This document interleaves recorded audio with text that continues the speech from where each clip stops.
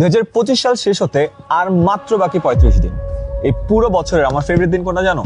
এই যে জানুয়ারির 25 তারিখ।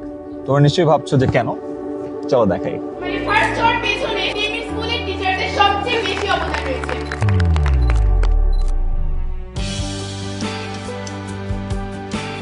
আমি এখানে আসার মূল উদ্দেশ্য এটা ছিল না যে সম্বর্ধনা পাবো, মূল উদ্দেশ্য ছিল টেনএমএস এর সকল টিচার এবং স্পেশালি আইমান সাদিক ভাইয়া এবং মন্ত্রী আপুর সাথে দেখা করা।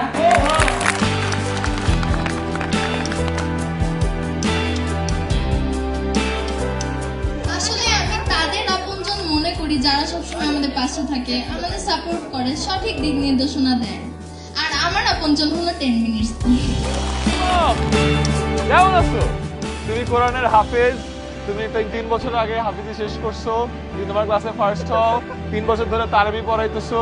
আরো কিছু বলবো?